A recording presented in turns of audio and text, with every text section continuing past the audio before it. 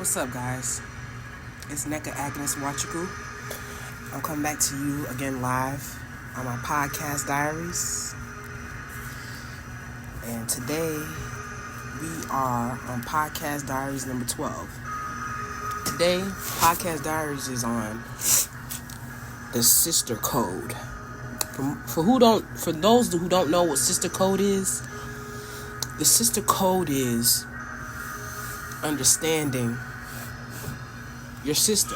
Your sister don't gotta be your blood related sister. It could be your best friend, it could be your cousin, it could be an associate, it could be your female friend. It could be anybody that you claim is your sister. And basically, we just gonna talk about today what the sister code is. To me, a sister code is somebody that's not going to betray her sister in any type of way. Somebody that's going to be down for her sister. Somebody that's going to be there for her sister. Somebody that's not going to betray her sister. Somebody that's going to be there for her sister. That's not going to let no man, no money, no life-altering situations make her betray her sister. But today we're specifically going to talk about how women, we betray each other for a man. I'm going to talk about my situations. And I'm going to talk about what I feel about it. But one thing I'm going to say is, a lot of females, we claim that we friends. We claim that we sisters. We claim that we down for each other. You know what I'm saying? Particularly black women. You know what I'm saying? I can't really speak for white women. But, you got black women who are friends with white women or women of other nationalities. So it don't even really matter about race. It's about the sister code. The sister code don't necessarily mean only between two black women or black women as a whole. It means women in general. And this is how I feel. I feel like there's some women out there who do things on purpose just to hurt other women. I feel like there's some women out there who talk shit behind your back but smile in your face. There's some women out there who are cool with you, who like you, until they feel like you're their competition. Now, when you feel like you're a competition to somebody, that's when you feel like, man, she ain't my sister. But deep down inside, why aren't we sisters? Why? Because you feel like I'm your competition? We've been cool, right? So why you letting a man get in between us? A sister code is something where you don't break. Not for no man. If you know that I'm with somebody, why are you trying to entice him? If you know I like somebody, why are you trying to entice him? If you know I love somebody, why are you trying to entice him? If you know that I really want to be with somebody, why are you trying to entice him? Enticing him meaning, you try to, get his attention. You go behind my back and sneak and text him, contact him. Behind my back, you fuck him. You know what I'm saying? Behind my back, you let this man, I guess, how should I say this? There's some females out there who claim that they're innocent. They claim that they're your sister or whatever what you want to call it. But as soon as a man get in between, you no longer sisters with her no more. She could have a whole man at home. But as soon as she see that you got somebody that you like or you're interested in or you're in a relationship with, she might not even really want him. But because you like him or because you're interested in him or because you're with him, now all of a sudden, now she want him. And it don't necessarily mean that it doesn't necessarily mean that she really want to be with him. It's just because she doesn't want you to have him. Because she feels like you're her competition. Mind you, she might have a man at home. She might have a husband. She might have a boyfriend. Or she might already have somebody that she's already into or in a relationship with or talking to. But because she got whatever things that she's dealing with internally, she want him now because you like him or because you're with him. And I hate to sound childish because I'm not trying to be childish, but you understand what I'm trying to say. There's some people out there who just, they don't want you to be happy. They just want you, they want what you have, not because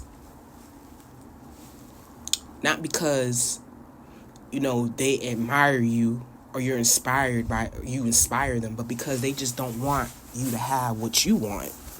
They want what you want, and they'll do anything possible to break up whatever situation you got. And I can't respect that. I'm gonna give you an example. One example is this. Let's say you in a relationship, right? You've been in a relationship for years, right? And you got a best friend or a sister or a cousin, right? And your sister or your cousin or your best friend, they see that you're in a relationship, this long-term relationship with this man. Or there's a man that they see that you're interested in or you want to be with. But they cut into it because they feel like you're competition. They might see him. They might look at him. They might not even really understand why you're into him. But because you're into him, now they want him all of a sudden. So they do little sneaky things, little sneaky conniving things just to break up your situation and fuck it up. And what happens? You're left with nothing. You're left with questions. You're left with possibly animosity. You're left with anger. You're left with, remorse. Remorse meaning like, man, I wish I never even let this female or my sister know that I even really like this person or want to be with this person, or even have remorse for even letting your sister know that you're with this person.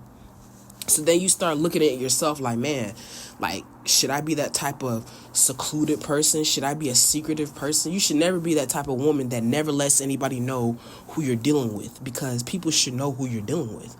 But sometimes you gotta just be quiet about who you're fucking or who you're dealing with intimately, because these women out here can be conniving and sneaky. And I mean that because I have dealt with situations where women, they act like they're cool with you. They smile in your face. They act like you're their best friend, like you're peanut butter and jelly, but they don't really give a fuck about you or your situation. And in most cases, you got to be careful, because in most cases, they maybe have already dealt with that man that you're in a relationship with or are dealing with or you want to be with, the man that you're being with. And what I mean by this is, I'm going to give an example. I remember back when I was in high school. Now, I know this is a while back. I'm in my 30s now, but this is a while back. This was like when I was in high school. There was a girl that I was best friends with this girl. Now, I mean, you had to say we were best friends because I went over her house. I knew her family. I met her family. She met my family. I mean, we were close. Like, we were with each other all the time. We were on the phone all the time. We was close. We was like sisters. We had a bond. But she broke that bond as soon as she fucked the dude that I was dealing with. I mean, this dude, I was dealing with him for a couple of years. Now, granted, he was a slimy ass nigga. He was a slime ball. So I can't blame him for being a slime ball. A man is going to be a man. But a sister should always understand, like, as a woman, you should always understand a man is going to be a man. A man is always going to be a man. That's not an excuse. It's not an excuse. But a man is always going to be a man. And sometimes women, we don't understand that. But as a woman, I understand that a man is always going to be a man. So going back to the situation from high school, I remember I was at her house. This was like, during homecoming. We was, getting ready for homecoming, high school. We was getting ready for homecoming. We on Facebook, right? I'm going through Facebook, showing her on her computer. I'm like, this is the dude that I'm into. I like him. I really like him, blah, blah, blah. I've been talking to him for this long, blah, blah, blah, blah, blah. Now, I'm not making shit up, because this man, I knew him for a while. You know what I'm saying? I met him when I was 17. He was 19 when I met him. I met him through his sister.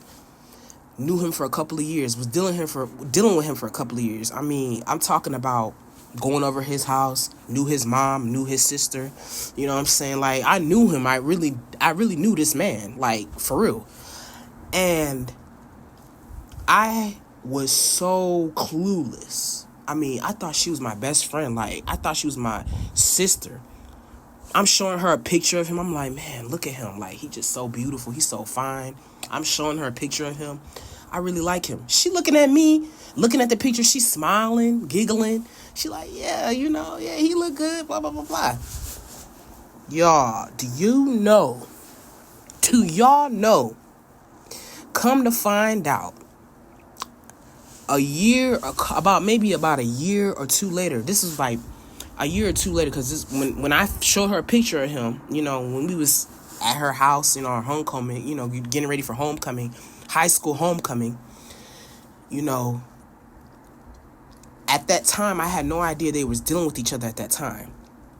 Me and him, we was dealing with each other too, but at that time, they was dealing with each other as well. Come to find out, about maybe a year and a half later, I'm in my freshman year, right? I come back home, freshman year of college. I come back home, a mutual friend of mine and that girl that I was best friends with in high school told me that he was fucking her. Yes, he was fucking her, y'all. He was fucking this girl that was my best friend. So I'm like, how you know? You know, she's like, you know, based off conversation, blah, blah, blah. So, to cut the long story short, I called a girl that's supposed to be my best friend. I'm like, okay, let me rewind, actually, guys. Let me rewind. Come to find out,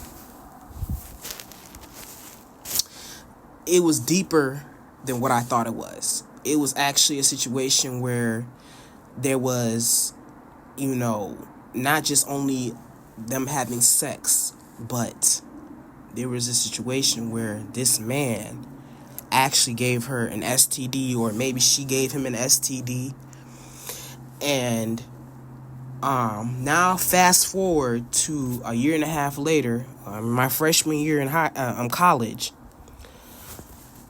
the mutual friend calls me and she lets me know the situation that, you know, such and such that you were dealing with, the dude that you was dealing with in high school, he was actually sleeping with such and such, and, you know, he gave her this, and, you know, and there's this situation going on. Oh my God, I was so baffled. Like, I was so disgusted. I'm like, are you serious? Like, I had no idea.